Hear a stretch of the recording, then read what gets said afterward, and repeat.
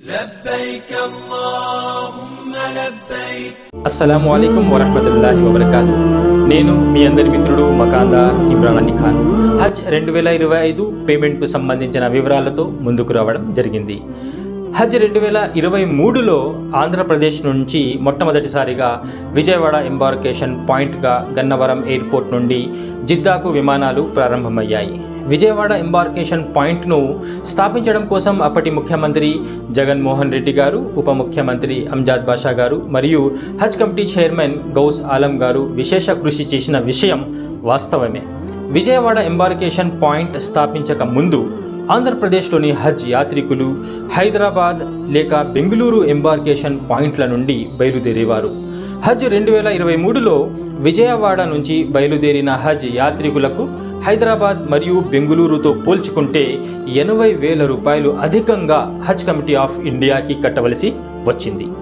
గత వైసీపీ ప్రభుత్వ హయాంలో జగన్మోహన్ రెడ్డి గారు హజ్ యాత్రికులకు బీపీఎల్ కార్డు కలిగి ఉంటే 60,000 రూపాయల ఆర్థిక సహాయం, కార్డు లేని వారికి 30,000 రూపాయల ఆర్థిక సహాయం అందిస్తామని చెప్పి మొత్తం 5 సంవత్సరాల పరిపాలనా కాలంలో ఏ ఒక్క సంవత్సరం కూడా ₹1 కూడా చెల్లించలేదని ప్రజలు గ్రహించాలి.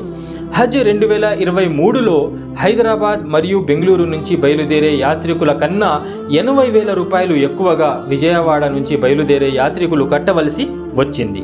అందుకే గత వైసీపీ ప్రభుత్వం విజయవాడ నుంచి బయలుదేరిన యాత్రికులందరికీ 80,000 రూపాయలు వెనక్కి ఇవ్వడం జరిగింది. కానీ హజ్ 2024లో హైదరాబాద్ నుంచి బయలుదేరే యాత్రికులకు 3,34,700 రూపాయల ఖర్చు అయితే, అలానే బెంగళూరు నుంచి వెళ్ళే యాత్రికులకు 3,43,500 రూపాయల ఖర్చు చేయవలసి వస్తే, విజయవాడ నుంచి బయలుదేరే యాత్రికులకు 4,02,700 రూపాయలు ఖర్చు చేయవలసి వచ్చింది.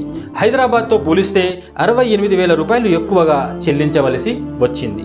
అలానే ముంబైతో పోలిస్తే 80,000 రూపాయలు ఎక్కువగా చెల్లించవలసి వచ్చింది. ఈ ఖర్చులలో ఇంత వ్యత్యాసం రావడానికి ముఖ్య కారణం విమానపు ఛార్జీలు మాత్రమే. ఇప్పుడు హజ్ 2025లో కూడా విజయవాడ నుండి బయలుదేరే యాత్రికులపై 60,000 నుంచి 80,000 రూపాయల వరకు ఎక్కువ మొత్తం చెల్లించవలసి ఉంటుంది. ఈ సమస్యను పరిష్కరించడం కోసం ఆంధ్రప్రదేశ్ రాష్ట్ర మైనారిటీ సంక్షేమ శాఖ మంత్రి శ్రీ నాస్యం మహమ్మద్ ఫారూక్ గారు మరియు మైనారిటీ హక్కుల పరిరక్షణ సమితి రాష్ట్ర అధ్యక్షులు శ్రీ ఫారూక్ షిబ్లీ గారు ఆంధ్రప్రదేశ్ రాష్ట్ర ముఖ్యమంత్రి శ్రీ నారా చంద్రబాబు నాయుడు గారిని మరియు కేంద్ర పౌర విమానయాన శాఖ మంత్రి శ్రీ కింజరపు రామ్మోహన్ నాయుడు గారిని వినతి పత్రం సమర్పించడం జరిగింది.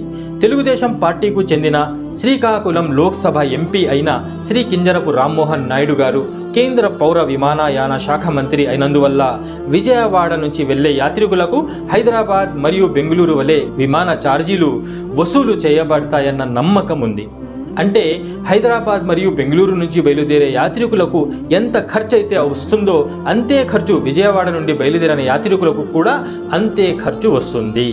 ఇది కేవలం కేంద్ర పౌర విమానయాన శాఖ మంత్రి అయిన శ్రీ కింజరపు రామ్మోహన్ నాయుడు గారు తీసుకునే నిర్ణయంపై ఆధారపడి ఉంటుంది.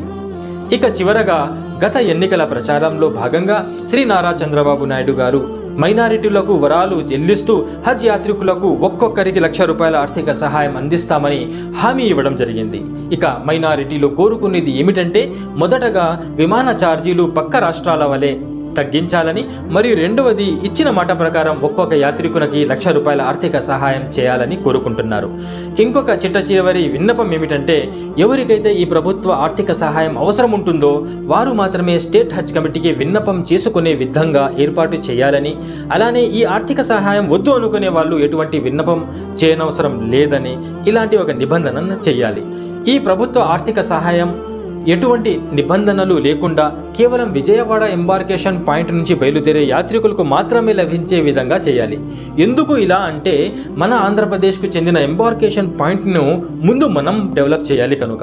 ఇక ఆంధ్రప్రదేశ్ ప్రభుత్వం ఎటువంటి నిర్ణయాలు తీసుకుంటుంది అన్నది వేచి చూడాలి. అంతవరకు సెలవు. అల్లాహ్ హాఫీజ్.